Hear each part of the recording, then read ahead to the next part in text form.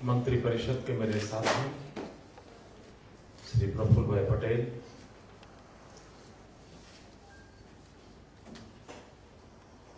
केंद्र सरकार से पधारे हुए श्रीमान छाबड़ा जी,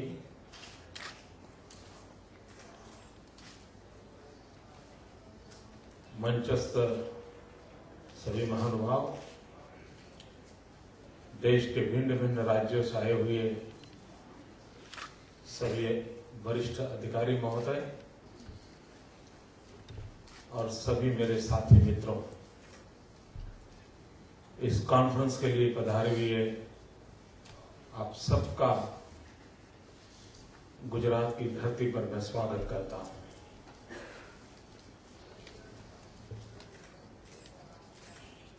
भारत के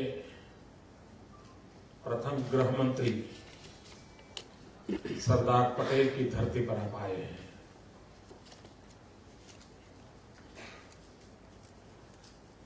और तब से लेकर के आज तक इस क्षेत्र में अनेक विधेयक विषय समय समय पर विकसित हुए हैं।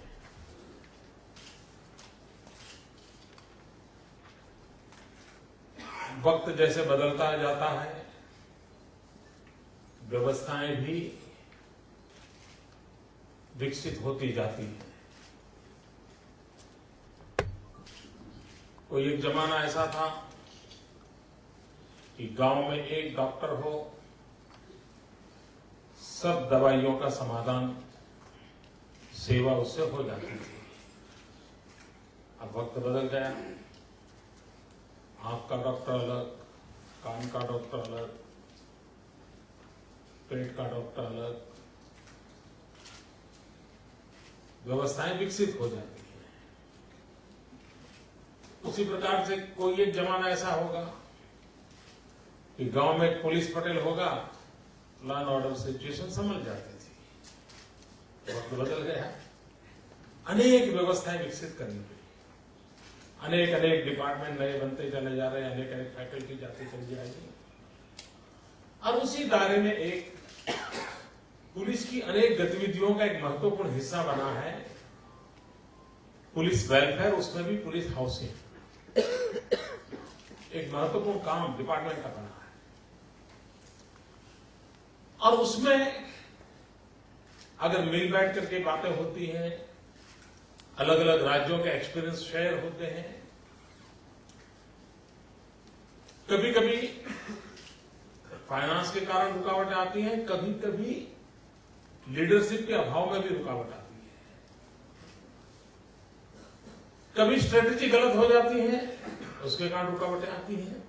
लेकिन जब बैठते हैं तो सोचते हैं तो ध्यान में आता है कि भाई हाँ, दूसरा नागालैंड में ऐसा किया था, हम भी शायद अगर उस प्रकार से करें तो अच्छा हो जाएगा। केरल में ये किया था, हम भी ऐसा करें तो शायद अच्छा हो सकता है। सबके अपने अपने एक्सपीरियंस होते हैं, हर एक के अपने अपने इनिशिएटिव होते हैं, और ज्यादातर शेयरिंग ऑफ एक्सपीरियंस जो है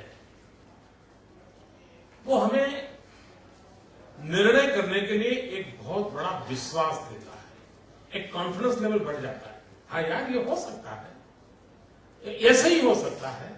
यानी ये जो मिल बैठ करके चर्चा करना, इसका सबसे बड़ा लाभ हमारा एक प्रकार से वैल्यू एडिशन का काम करता है। हमारी निर्णय प्रक्रिया को, हमारी स्ट्रेटेजी को, हमारे विजन को, हमारे प्रोग्राम को एक नई ताकत देता है।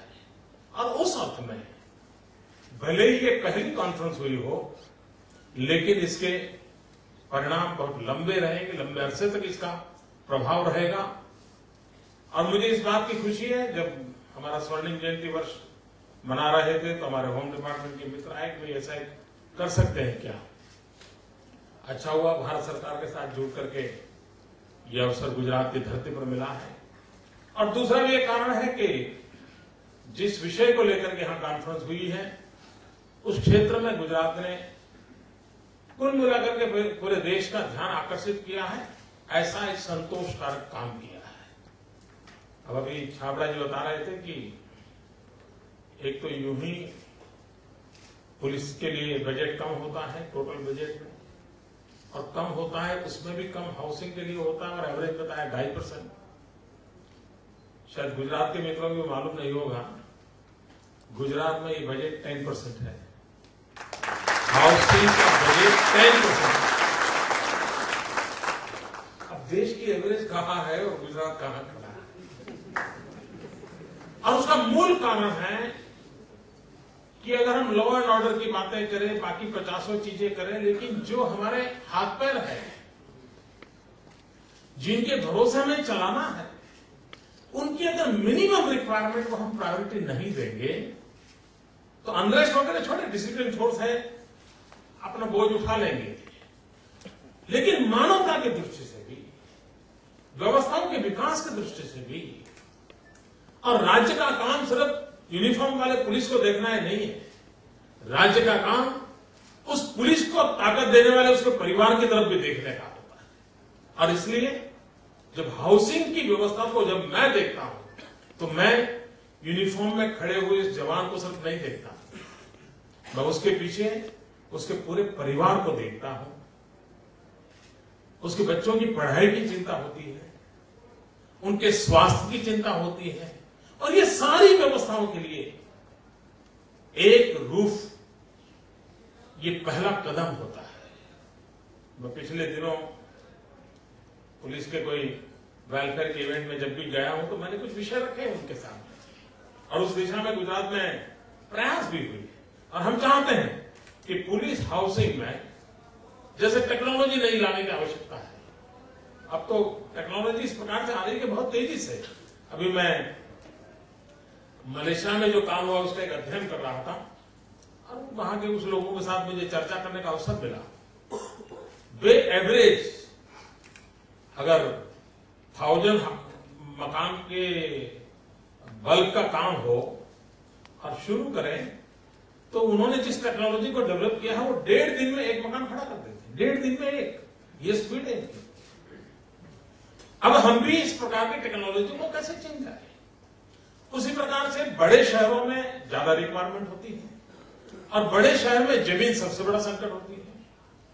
तो ऐसी कैसी व्यवस्थाएं विकसित की जाए कि ताकि जमीन कम भी हो तब भी हम इस रिक्वायरमेंट को पूरा करें। तो इन सारे सवालों के जवाब एक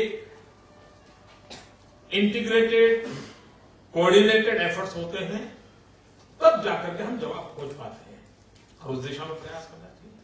उसी प्रकार से ग्लोबल वार्मिंग की बड़ी चर्चा होती है, और हमारे देश का दुर्भाग्य रहा है कि हम भी कभी कभी न सोचे न समझे दुनिया की नकल करने में बड़े ही माहिर रहते हैं।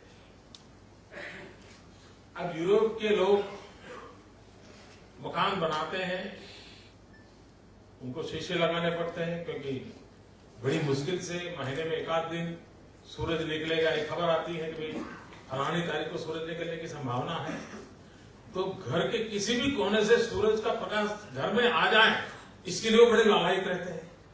और उसके कारण वहां पर जो हाउसिंग, उनका आर्किटेक्चर, उनका डिजाइन जो भी डेवलप हुआ, वो उस प्राथमिक मुद्दे को लेकर के रहा कि भाई सूरज के किरण घर में कैसे आए। अब हम यहाँ परेशान हैं, 24 घंटे गर्मी से तपते रहते हैं, और सूरज इतना दिन में यहाँ निकल के रहता है कि फिर हम भी बना देते तो वैसा ही मकान, शीशे लगा देते हैं, जितना कर देते हैं, और फिर जब धूप आती है तो एक कर्टेन नहीं चलता, दूसरा कर्टेन, दूसरा नहीं तो तीसरा कर्टेन, बड़ा ऑफिसर तो बड़ा कर्टेन, छोटा ऑफिसर तो छोटा कर्टेन।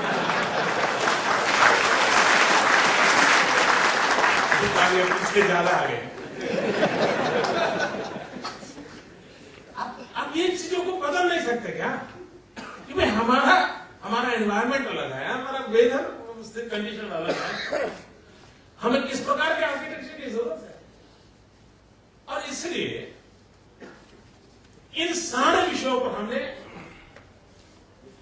अब इवन जेल, मैंने हमारे हाउसिंग के लोगों को कहा था, मैंने कहा देश भर में कंपटीशन करनी चाहिए, आर्किटेक्चर को बोलना चाहिए कि आधुनिक युग में जेल कैसे होनी चाहिए। आज सारे मानव की तरफ देखने के दृष्टिकोण बदल चुके हैं। अब अंडमान निकोबार वाला जमाना नहीं रहा।